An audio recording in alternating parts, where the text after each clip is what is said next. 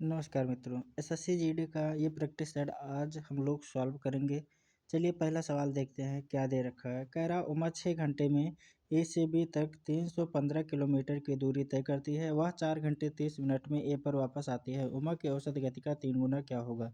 औसत चाल का फार्मूला होता है कुल दूरी बटे कुल समय। चलिए देखिए, एक बार वो ए से बी तक जाती है तो कितनी दूरी तय करती है 315, और बी से फिर ए तक जब आएगी तो 315 किलोमीटर की दूरी तय करेगी।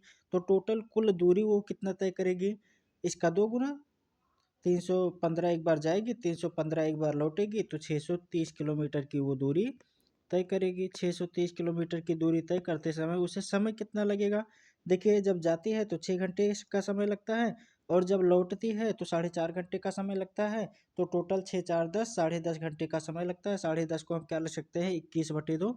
तो 21/2 लिखते हैं।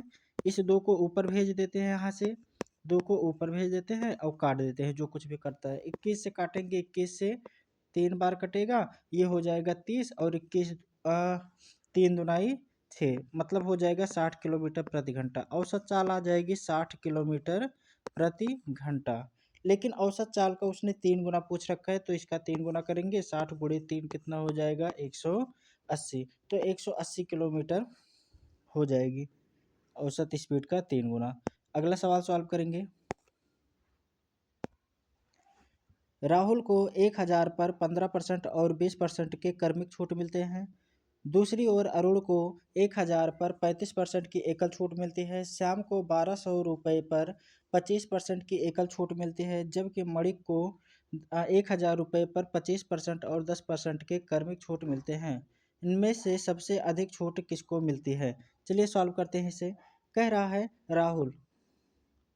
राहुल को 1000 पर 2 छूट मिलती हैं। अगर 2 छूट मिलते हैं तो वहाँ पर हम सक्सिव लगाते हैं। सक्सिव का फार्मूला क्या होता है, plus minus x, plus minus, ये प्लस माइनस क्या हो जाएगा, एक्स, फिर प्लस माइनस वाई, फिर क्या होता है plus minus x into y upon 100। ये फार्मूला होता है। अगर इस फार्मूले पर रखते हैं तो देखिए दोनों छूट हैं, तो 30 और 15 और 20 कितना हो जाएगा, 35, और इनका गुणा करेंगे तो हो जाएगा ये 300। 300 का मतलब 2 जीरो कैंसिल हो जाएगा। यहाँ से देखिए 100 के कारण क्या होगा, 2 जीरो कैंसिल हो जाएगा, 3 बचेगा, और घटा देंगे कितने परसेंट का छूट मिलेगा, 35 में से 3 घटाएंगे 32% का छूट मिलेगा। अगर 1000 पर किसी व्यक्ति को 32% का छूट मिल रहा है तो उसे छूट कितना मिलेगा, बटे 100% का हटा देंगे। तो 2 जीरो से 2 जीरो कैंसिल, कितने का, इनका गुणा कर लेंगे, 320 का छूट मिलेगा राहुल को। अब अरुण को देख लेते हैं कितने का छूट मिलता है। अरुण को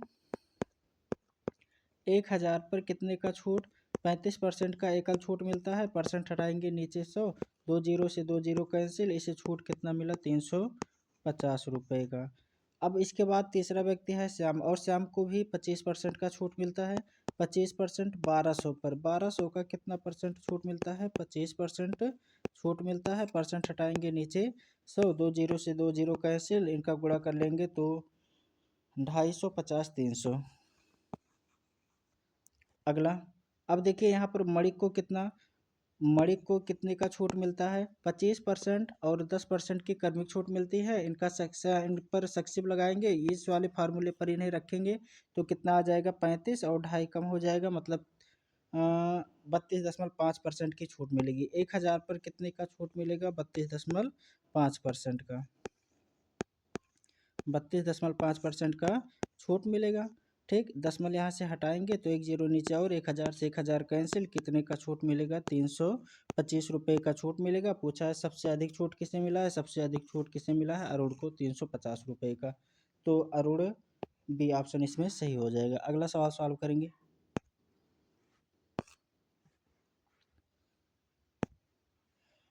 ए, बी और सी किसी कार्य को 10 दिन में पूर्ण कर सकते हैं, जिनमें बी, ए और सी को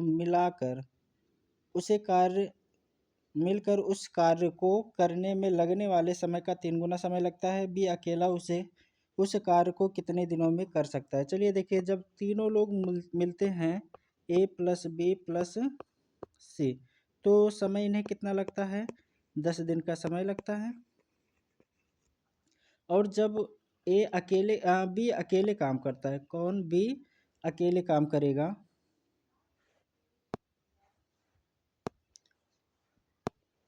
जब बी अकेले काम करता है तो ए और सी की तुलना में, मतलब ए अकेले काम करे और ए सी अकेले काम करे तो उसे 3 गुना समय लगता है। अगर मान लेते हैं ए सी को 1 दिन लगता है तो इन्हें बी को समय 3 दिन लगता है। अगर ये टाइम का रेशियो है तो एफिशिएंसी का रेशियो उल्टा हो जाता है।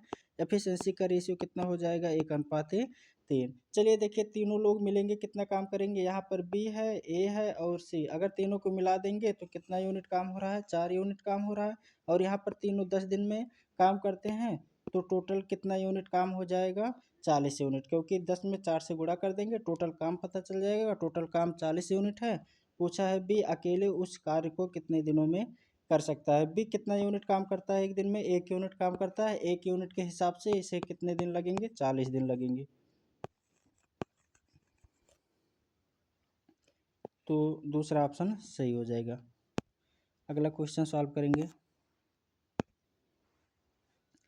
कह रहा है 2500 रुपये की राशि पर 8% वार्षिक ब्याज दर से 5 वर्षों के लिए साधारण ब्याज ज्ञात कीजिए। फार्मूला आपको पता है क्या होता है, प्रिंसिपल गुणे रेट गुणे समय बटे 100। साधारण ब्याज का फार्मूला होता है, 2 जीरो से 2 जीरो कैंसिल, ये कितना हो जाएगा, 8 पंचे 40, 40 का गुणा 25 में करेंगे तो 1000। तो कितना आ जाएगा, 1000। ऑप्शन सी सही हो जाएगा। अगला सवाल सॉल्व करेंगे। कह रहा है एक बेलन के आकार में एक फील्ड रोलर का व्यास 1 मीटर और लंबाई 1/4 मीटर है। यदि रोलर के लुढ़कने की गति 15 चक्कर प्रति मिनट है तो वह अधिकतम क्षेत्रफल ज्ञात करे जिस पर 1 घंटे में लुढ़क सकता है। चलिए देखिए, कहने का मतलब ये जो दे रखा है, एक बेलनाकार रोलर है जो कि जिसकी लंबाई कितनी है, 1/4। तो देखिए वो बेलनाकार होगा तो वो अपने परिधि के बराबर चलेगा, मतलब उसका बेलन का जो पृष्ठीय क्षेत्रफल होगा उसके बराबर चलेगा। तो पृष्ठीय क्षेत्रफल का फार्मूला क्या होता है, 2πr/h होता है। बस सॉल्व कर लेते हैं, उसी के बराबर चलेगा एक चक्कर में। यहाँ पर व्यास दे रखा है, व्यास कितना दे रखा है, 1 मीटर, तो रेडियस कितना हो जाएगा, यहाँ से रेडियस निकाल लेते हैं, 1/2 मीटर हो जाएगा। और देखिए लंबाई दे रखा है उसने 1/4, तो हाइट उसकी कितनी हो जाएगी, 5/4 हो जाएगी। बस इस वाले फार्मूले में रख देते हैं, तो क्या लिखेंगे, 2 गुणे 22/7 गुणे आर का मान कितना है, 1/2, हाइट कितना है, 5/4। सॉल्व कर लेते हैं। अब देखिए आगे बोला है इतनी दूरी तो वो तय करेगी। कह रहा है गति 15 चक्कर प्रति मिनट है। अगर 1 मिनट में 15 चक्कर चलता है तो इसी वक्त इसमें भी गुणा कर देते हैं, 15 से गुणा करेंगे। और 1 घंटे में कितना मिनट, 60 मिनट। बस सॉल्व कर देते हैं, इसे गुणा कर देते हैं 60 से। 4 से काटेंगे, 4 से काटेंगे इसे 15 बार कटेगा। और 2 से काट देते हैं, 2 को गुणा करते हैं, ये 15 गुणे 15 हो जाएगा। 15 गुणे 15 225 हो जाएगा। और इस 5 का गुणा इसमें करेंगे तो कितना हो जाएगा, 110 हो जाएगा। अब बटे 7 है। अब फिर से इनका गुणा करते हैं, 11 का गुणा इसमें करेंगे, 5 7 4 2 और 1 0। 7 से भाग देंगे, अगर 7 से भाग देंगे तो कितनी बार जाएगा, 7 त्रिक 21। बच कितना गया, 6 बच गया। कैलकुलेशन गड़बड़ हो गया क्या, ये हो जाएगा 5 7 4, यहाँ पर 4 होगा, 27 नहीं। तो देखिए 7 त्रिक 21, 3 बच गया, ये 35 हो गया। और 37 हो गया, 7 पचे 35, 2 बचा, 7 त्रिक 21। तो देखिए 353 किस ऑप्शन में दिख रहा है, इसी ऑप्शन में दिख रहा है, ये सही हो जाएगा। पूरा सॉल्व करने की ज़रूरत हमें नहीं है क्योंकि अप्रॉक्स में जाएगा। अगला सवाल सॉल्व करेंगे। चलिए इसे आप लोग सॉल्व करके दिखा दीजिएगा। दूसरा अगला सवाल करेंगे हम लोग, इसका आंसर आपको कमेंट में देना है।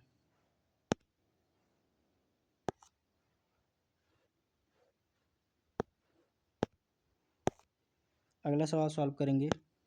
कह रहा दो संख्याएं 2:3 के अनुपात में हैं। यदि प्रत्येक संख्या में 10 जोड़ दिया जाता है तो अनुपात 9:11 हो जाता है। संख्याओं का योग ज्ञात कीजिए। कह रहा अनुपात कितना है, 2:3 के अनुपात में है।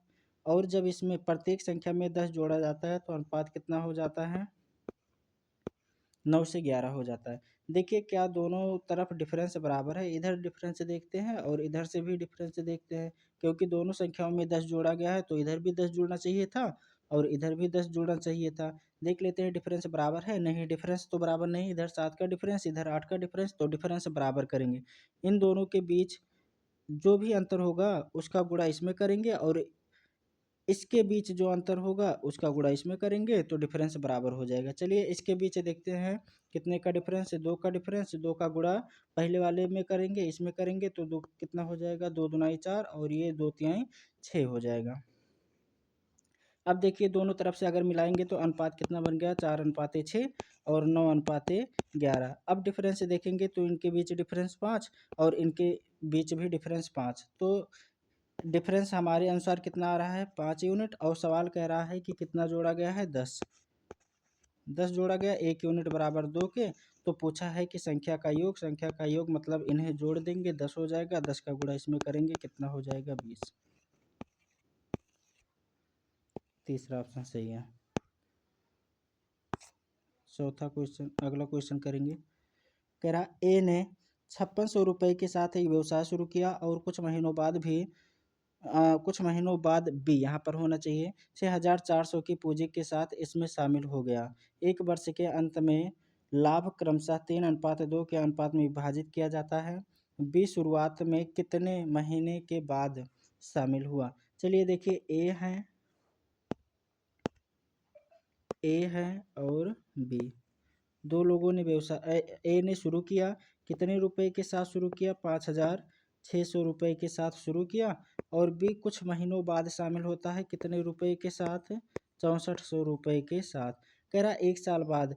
ए ने तो पूरे साल व्यापार में रहा लेकिन बी का पता नहीं, तो बी मान लेते हैं x महीने के लिए व्यापार में रहा। अब इनका रेशियो लेते हैं, 2 जीरो से 2 जीरो कैंसिल हो जाएगा, 8 से काटेंगे तो 8 सत्ते 56, 8 से काटेंगे 8 अठाई 64। अब इसे 4 से काटेंगे 2 बार, 4 से काट देंगे 3 बार, तो इनका अनुपात क्या बन जाएगा, तो 21:2 बन जाएगा। और यही अनुपात उसने दे रखा है, किसके बराबर है, 3:2 के। अगर ये x है तो काट देते हैं, भाग देना पड़ेगा, एक बार जाएगा और इसे भाग देंगे तो 7 बार। x का मान कितना निकल गया, 7 निकल गया। अगर x का मान 7 निकल गया तो बी ने 7 महीने के लिए निवेश किया था, तो कितने महीने बाद इसने निवेश किया, 5 महीने बाद निवेश किया, क्योंकि अंत के 7 महीने इसने व्यापार में रहा है, तो शुरू के 5 महीने गायब था। अगला सवाल सॉल्व करेंगे। एक स्टेडियम की बैठने की क्षमता 45% बढ़ा दी गई है। टिकटों की कीमत में 20% की बढ़ोतरी की गई है। उसके बाद राजस्व संग्रह में कितनी वृद्धि होगी। चलिए देखिए 45% का फ्रैक्शन वैल्यू कितना होता है, 9/20। मान लेते हैं पहले क्षमता कितनी थी बैठने की, 20, अब सीट बढ़ा दी गई है तो कितनी हो गई, 29 हो गई। कीमत में भी इसने वृद्धि कर दी, टिकट की कीमत में भी वृद्धि कर दी। 20% का फ्रैक्शन वैल्यू कितना होता है, 1/5। पहले ये 5 रुपये लेता था एक टिकट के, तो अब कितने रुपये लेने लगा है, 6 रुपये लेने लगा है। देखिए राजस्व में कितने की बढ़ोतरी हो जाएगी, इसका गुणा करेंगे तो 100 हो जाएगा और इसका गुणा करेंगे तो 174 हो जाएगा। 100 से कोई चीज़ 174 हो गई, कितना बढ़ गई, 74 बढ़ गई। अगर 100 से कोई चीज़ बढ़ी है तो वही परसेंट पर भी होता है, 74% की वृद्धि होगी राजस्व पर। अगला सवाल सॉल्व करेंगे। चलिए देखिए, कह रहा बहुपदों x³ - 8, x³ - 6x² + 12x - 8 और x³ - 4x² + 4x का HCF क्या होगा। यहाँ पर देखिए ये आपको दिख रहा होगा x³ - 2 का क्यूब, ये तो दिख ही रहा। इसमें कॉमन क्या होगा हमारा, x - 2 कॉमन होगा, तो x - 2 ऐसे भी आना चाहिए, आगे सॉल्व करने की ज़रूरत नहीं। ये भी मुझे दिख रहा है कि फार्मूला है किसका, x³ - 2x³ को अगर हम विस्तार करेंगे तो यही चीज़ आएगा। अगर इसमें भी x - 2 मिला, इसमें भी x - 2 मिला, तो आंसर ही क्या हो जाएगा, x - 2। तो पूरा सॉल्व करने की ज़रूरत इसमें नहीं है। अगला सवाल सॉल्व करेंगे। एक व्यक्ति एक वस्तु x रुपये में खरीदता है और x% हानि पर उसे 21 रुपये में बेच देता है, तो x का मान ज्ञात कीजिए। मैंने बताया है अगर आपको 21 रुपये में कोई वस्तु बेचना है और हानि होता है तो इसका ऐसा फैक्टर करिए कि इन फैक्टर को जोड़ करके 10 आ जाए। तो हम कैसे फैक्टर कर सकते हैं, 7 गुणे 3, 7 त्रिक 21 हो जाएगा और 7 और 3 को जोड़ेंगे तो कितना आ जाएगा, 10। अब क्या करना है, इनके पीछे एक एक जीरो लगा देना है, तो यही इसका प्राइस हो जाएगा कितना, 30 या 70। अगला सवाल सॉल्व करेंगे। दो संख्याओं का लघुत्तम समापवर्त उनके महत्तम समापवर्त का 24 गुना है। उनके लघुत्तम समापवर्त और महत्तम समापवर्त का योग 400 है। जब दो संख्याओं में से एक को 6 से विभाजित किया जाता है तो भागफल 7 और शेष 6 प्राप्त होता है। दी गई दो संख्याओं के योग के अंकों का योग ज्ञात कीजिए। चलिए देखिए, यहाँ पर दो संख्याओं का लघुत्तम समापवर्त और महत्तम समापवर्त दे रखा है। कह रहा है लघुत्तम समापवर्त अगर 24, महत्तम समापवर्त 1 है तो लघुत्तम समापवर्त उसका 24 गुना है। मान लेते हैं लघुत्तम समापवर्त कितना है, x है, तो महत्तम समापवर्त x है तो लघुत्तम समापवर्त कितना हो जाएगा, 24x हो जाएगा। अब इसके बाद बोला है अगर इन्हें लघुत्तम और महत्तम समापवर्त को जोड़ते हैं तो ये किसके बराबर आता है, 400 के।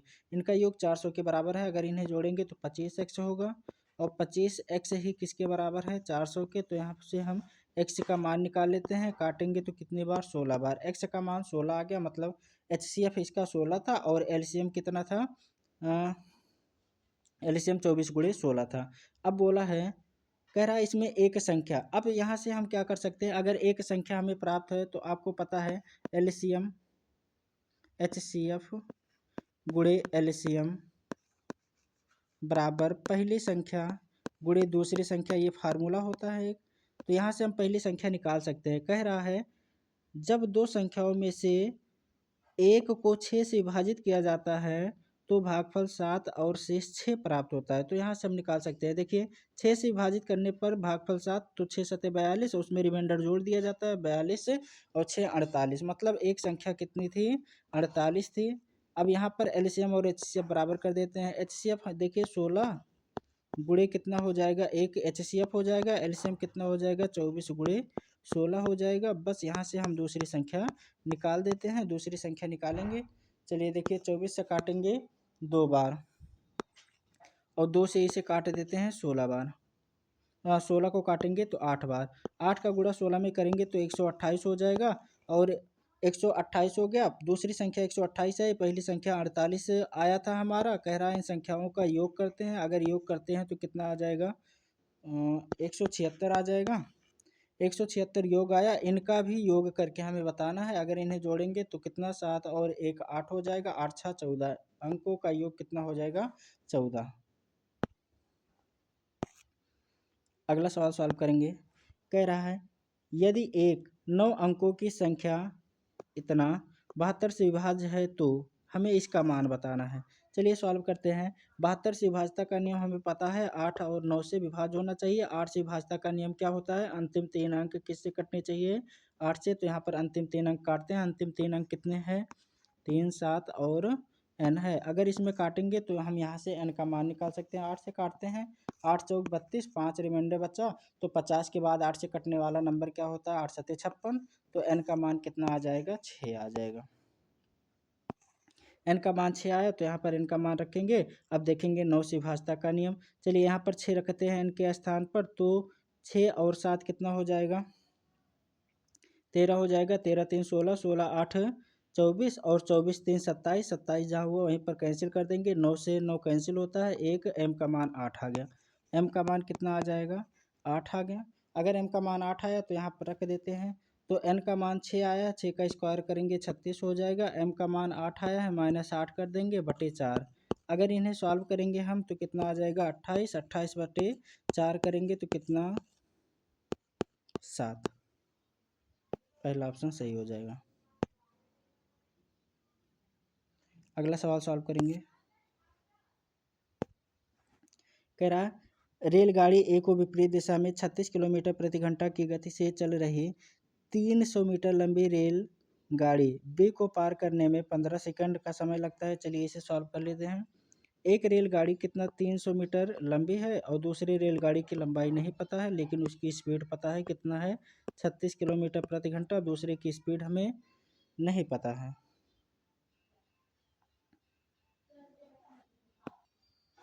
चलिए देखिए, पहले यहाँ से सॉल्व करते हैं। ये अंत से सॉल्व होगा, शुरू से सॉल्व नहीं हो पाएगा, क्योंकि पहले ट्रेन की हम लंबाई ज्ञात कर लेते हैं।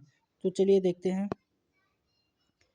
हाँ, कह रहा आगे रेलगाड़ी को वो 500 मीटर लंबी स्थिर रेलगाड़ी सी को पार करने में 30 सेकंड का समय लेती है। मान लेते हैं रेलगाड़ी की लंबाई कितनी थी, x थी, और दूसरे रेलगाड़ी कितना दे रखा है, दूसरे रेलगाड़ी की लंबाई 500 दे रखा है, और ये स्थिर है, ये चल नहीं रही, तो इसकी स्पीड की हमें ज़रूरत नहीं है। तो देखिए यहाँ पर स्पीड कितनी है पहले रेलगाड़ी की, 36 किलोमीटर प्रति घंटा है। इसे मीटर प्रति सेकंड में चेंज करने के लिए 5/18, 18 को ऊपर भेज देते हैं, 18 को ऊपर भेज देते हैं, और समय कितना लगता है इसे 30 सेकंड। काट देते हैं, 18 से काटेंगे 2 बार, और ये हो गया 10, 10 को इधर गुणा कराएंगे तो 300 हो जाएगा। x प्लस 500 बराबर कितना आ गया 300। इसे इधर भेज देते हैं तो कितना,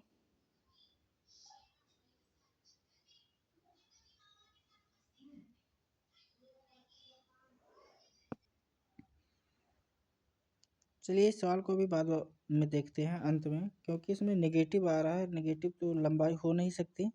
आगे देखते हैं अभी क्या गलती कर रहे थे। दूसरा सवाल सॉल्व करेंगे। कह रहा कृतिका और लकी किसी कार्य को क्रमशः 15 दिन और 45 दिनों में पूरा कर सकते हैं।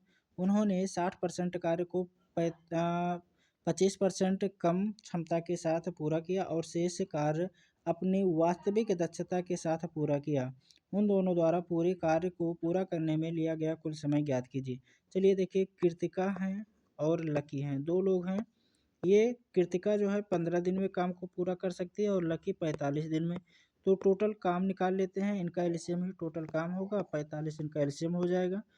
45 में भाग देंगे 15 से तो 3, और 45 में 45 से भाग देंगे तो 1 बार। मतलब कृतिका की कार्य क्षमता जो है 3 यूनिट है, 1 घंटे में मतलब 3 यूनिट काम करती है, और जो लकी है 1 घंटे में 1 यूनिट काम करता है। कह रहा है उन्होंने 60% कार्य को 25% कम दक्षता के साथ किया। देखिए टोटल काम कितना हमारा निकला है 45, इसका 60% निकालेंगे, इसका 60% निकाल देते हैं, कितना होगा बटे 100 होगा, 0 से 0 कैंसिल। अब 2 से काटेंगे 3 बार, ये 5 बार, 5 से काटेंगे 9 बार, 27। कितना हो जाएगा 27 यूनिट काम जो है ये लोग 25% कम दक्षता के साथ किए हैं। दोनों को जोड़ेंगे, दोनों को जोड़ेंगे तो कितना हो जाएगा 4 यूनिट। अब 4 यूनिट जो है ये 75% दक्षता के साथ किए हैं, मतलब 25% कम दक्षता के साथ किए हैं। तो कितने 75%, 75% का फ्रैक्शन वैल्यू 3/4, 4 से काट देंगे कितना 3, मतलब 3 यूनिट प्रति घंटे के हिसाब से किए हैं। तो दिन कितने लग जाएंगे 9 दिन लग जाएंगे, मतलब 27 यूनिट काम करने में इन्हें 9 दिन लग गए।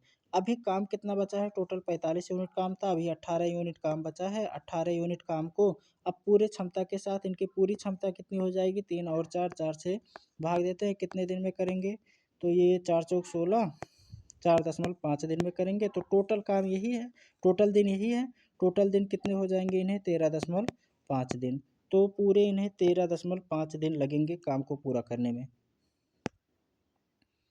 आगे सॉल्व करेंगे। रमेश एक वस्तु को अंकित मूल्य पर 18% छूट देने के बाद 34,440 रुपये में बेचता है और फिर भी 40% लाभ प्राप्त करता है। यदि रमेश ने वस्तु को अंकित मूल्य पर 12% छूट पर बेचा है तो उसका लाभ कितना होगा। चलिए देखिए, मार्क प्राइस, सेलिंग प्राइस और सीपी, ये 3 चीज़ों पर हम सॉल्व करेंगे इस सवाल को। देखिए अंकित मूल्य मान लेते हैं 100 रुपये है। अगर अंकित मूल्य 100 रुपये है तो इस पर 18% की छूट दी जाएगी। कितने कितने में बिकेगी सामान, 82 में बिकेगी।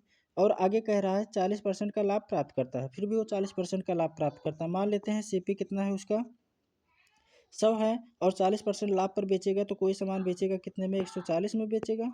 बस काट देते हैं, रेशियो ले लेते हैं, इनका रेशियो लेंगे तो ये कितना हो जाएगा 7 से 5 का रेशियो। इनका रेशियो लेंगे तो 41 से 50 का रेशियो, ये रेशियो बनेगा इनका।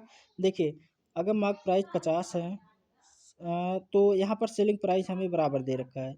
सेलिंग प्राइस हम क्या करेंगे, बराबर करेंगे। सेलिंग प्राइस बराबर कैसे होगा, यहाँ पर 41 दे रखा है, यहाँ पर 7 दे रखा है, इसमें 7 से गुणा कर दें और इसमें 41 से गुणा कर दें तो हमारा सेलिंग प्राइस बराबर होगा। अगर इसमें 41 से गुणा तो कॉस्ट प्राइस में भी 41 से गुणा, अगर इसमें 7 से गुणा तो इसमें मार्क प्राइस में भी 7 से गुणा। तो मार्क प्राइस और सेलिंग प्राइस का डायरेक्ट रेशियो निकलेगा कितना, 350 अनुपाते कितना, इनका गुणा करेंगे 4 पंचे 20, 205। अभी भी इन्हें काट देते हैं,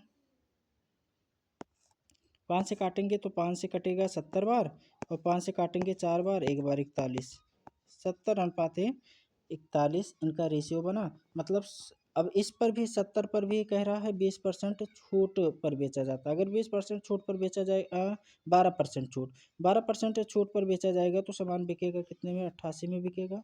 सॉल्व कर देते हैं, 7 8 56 और 7 8 56 61, सामान कितने में बिकेगा, 61.5 में। 41 का सामान अगर 61.5 में बिकेगा तो प्रॉफिट कितना, 20.6 रुपये का प्रॉफिट होगा। कितने पर, 41 पर। 41 पर इतने का प्रॉफिट होगा, दशमलव हटाएंगे, जीरो बढ़ाएंगे, परसेंट में बताना है, गुणे 100, परसेंट का निशान, एक जीरो से एक जीरो कैंसिल, इसमें भाग देते 41 से 5 बार जाएगा तो 2005 205 हो जाएगा, एक बचा, मतलब ये 10 बचा है तो इसमें पहाड़ा जाएगा नहीं, 0 बार जाएगा, दशमलव लगाएंगे तो ये हो जाएगा 100। 41 का पहाड़ा 2 बार जाएगा, अगर 2 बार जाएगा तो ऑप्शन कौन सा, पहला सही हो जाएगा। मगर इतना नहीं करना, इसके लिए भी एक शॉर्ट तरीका होता है। चलिए शॉर्ट तरीके से सॉल्व करते हैं इसे।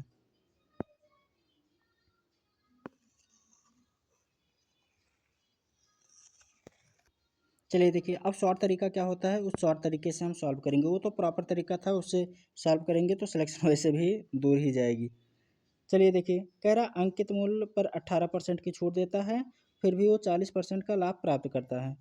अब देखिए डायरेक्ट हम एमपी से सीपी का रेशियो निकाल सकते हैं।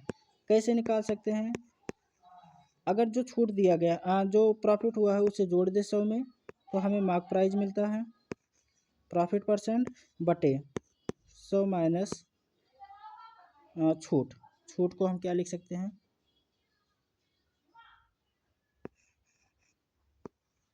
चलिए छूट ही लिख देते हैं, डिस्काउंट बोलेंगे, क्या बोलेंगे, डिस्काउंट।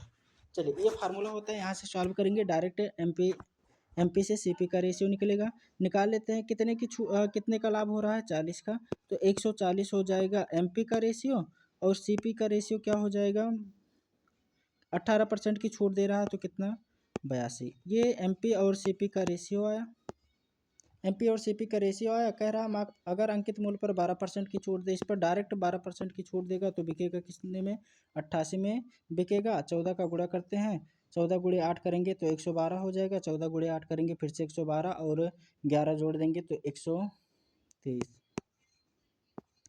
2 अंक पर दशमलव लगना है, 2 अंक पर दशमलव लगा देंगे, 1 अंक पर दशमलव लगेगा क्योंकि एक जीरो से एक जीरो कैंसिल हो जाएगा, 1 अंक पर दशमलव लगेगा।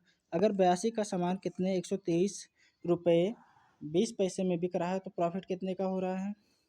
चलिए देखिए 18 और 23 जोड़ेंगे तो कितने का, 41, 18 और 23, 41.2 रुपये का, 41.2 का प्रॉफिट हो रहा है किस पर, 82 पर। अगर इसका सॉल्व करेंगे फिर से क्या आएगा, 50.24%। तो इस तरीके से सॉल्व करना है, प्रॉपर तरीका हमें नहीं लगाना है, यहाँ से थोड़ा सा हमारा समय बच सकता है। अगला सवाल कह रहा वार्षिक चक्रवृद्धि ब्याज दर पर एक धनराशि 3 वर्ष में 6,400 रुपये और 5 वर्ष में 8,000 रुपये हो जाती है, प्रति वर्ष ब्याज दर ज्ञात कीजिए। चलिए देखिए पहले वाला हम प्रिंसिपल मान लेते हैं, 2 वर्ष बाद इतना हो गया, डायरेक्ट हमारे पास फार्मूला होता है अमाउंट बटे प्रिंसिपल करते हैं, अमाउंट बटे प्रिंसिपल, प्रिंसिपल कितना हो जाएगा 64, इनका वर्गमूल निकाल देते हैं क्योंकि समय के बीच डिफरेंस कितने का, 2 का। सॉल्व कर लेते हैं, काटेंगे, ये 81 है, ये कितना है 81, यहाँ पर 81 होगा, मैंने 80 लिख दिया, ये डाटा यहाँ पर गड़बड़ है, ये 81 होगा। सॉल्व करेंगे, इसका वर्गमूल निकालेंगे तो 9/8 आ जाएगा, 8 से कोई चीज़ बढ़कर 9 हो गई, कितने की वृद्धि, 1 की, किस पर, 8 पर, 1/8 बराबर कितना होता है, 12.5%। अगला सवाल सॉल्व करेंगे, एक बल्लेबाज 18वीं पारी में 79 रन बनाता है और इस प्रकार उसके औसत में 2 की वृद्धि होती है। 18वीं पारी के बाद उसका औसत ज्ञात कीजिए। चलिए देखिए 18वीं पारी में बनाया तो 17 पारी का 2-2 रन बढ़ाया होगा ना, 17 दूनाई 34, कितना रन बढ़ाया होगा? 34 रन। इसमें से घटा देते हैं, डायरेक्ट औसत निकल जाएगा। घटाइए, 17 दूनाई 34, घटा देंगे तो कितना आ जाएगा? 45। कितना? 45। अगला सॉल्व करेंगे। कह रहा एक शंक्वाकार बर्तन जिसकी आंतरिक त्रिज्या 20 सेंटीमीटर और ऊंचाई 27 सेंटीमीटर है, पानी से भरा है। यदि इस पानी को 15 सेंटीमीटर आंतरिक त्रिज्या वाले एक बेलनाकार बर्तन में डाला जाए तो इसमें पानी कितनी ऊंचाई तक जाएगी या चलेगी? चलिए सॉल्व करते हैं। देखिए ये आयतन से निकलेगा। आयतन क्या होता है? शंक्वाकार बर्तन का आयतन क्या होता है या शंकु का आयतन क्या होता है? 1/3 पाई आर स्क्वायर एच होता है। ये फार्मूला होता है शंकु का। तो यहाँ पर रखते हैं, क्या हो जाएगा? 1/3 पाई का मान कितना? 22/7 हो जाएगा, गुणे आर कितना है? आर 20 दे रखा है तो 2 बार गुणा करेंगे, 20 गुणे 20 हो जाएगा। और यहाँ पर ऊंचाई कितना दे रखा है? 27। ये आएगा आयतन। अब कह रहा है इस इतना पानी उसमें आना था बर्तन में। कह रहा है इसी पानी को 15 सेंटीमीटर त्रिज्या आंतरिक त्रिज्या वाले बेलनाकार बर्तन में डाला जाता है। तो आयतन तो बराबर होना चाहिए ना दोनों का। तो बेलन का भी आयतन यहाँ पर लगा देते हैं और वही बराबर हो जाएगा। बेलन के आयतन का फार्मूला होता है pi r h, pi r square h. Pi r square h, pi का मान 22/7, आर स्क्वायर आर का मान दे रखा है 15 गुणे 15 लिखेंगे। और एच ही तो हमें ज्ञात करना है कितनी ऊंचाई तक चढ़ेगा, ये बोला है 22/7 से 22/7। अब देखिए इसे 5 से काटते हैं 3 बार, 5 से काटे कितनी बार? 4 बार। 5 से काटे 3 बार, 5 से काटेंगे कितनी बार? 4 बार। 3 से इसे काट देते हैं 9 बार, 9 से ये पूरा कैंसिल, तो 4 चौक 16, कितना? 16 हो जाएगा आंसर। अगला सवाल सॉल्व करेंगे। कह रहा एक कंपनी का लाभ पहले तिमाही में 15% बढ़ जाता है और दूसरे तिमाही में 8% घट जाता है। यदि प्रारंभिक लाभ 4,50,000 था तो दोनों परिवर्तनों के बाद अंतिम लाभ क्या होगा? चलिए देखिए 15% का फ्रैक्शन वैल्यू कितना होता है? 3/20 होता है। 3 से कोई चीज़ 20 थी और 3 बढ़ जाएगी तो कितनी हो जाएगी? 23 हो जाएगी।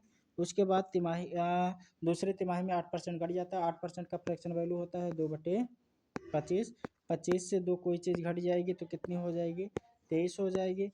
प्रारंभिक वाला ये है, प्रारंभिक वाला ये है और बाद वाला ये है। सॉल्व कर देते हैं। इसका गुणा कर लेंगे तो कितना हो जाएगा? 500। 500 यूनिट ही किसके बराबर दे रखा है इसने? 4,50,000 के बराबर दे रखा है। तो सॉल्व करते हैं, 2 जीरो से 2 जीरो कैंसिल, 5 से काटेंगे 9 बार, ये 4 जीरो होगा, 2 कैंसिल होगा, 2 रह जाएगा। ये कितना हो जाएगा? 900। 1 यूनिट बराबर 900 आया। ये कितना, इनका गुणा करके कितना आएगा? 529 आएगा। और 529 आएगा, 900 यूनिट से गुणा कर देंगे तो बाद वाला पता चल जाएगा। 9,981 यूनिट डिजिट एक आनी चाहिए। तो कौन सा ऑप्शन? चौथा ऑप्शन सही हो जाएगा।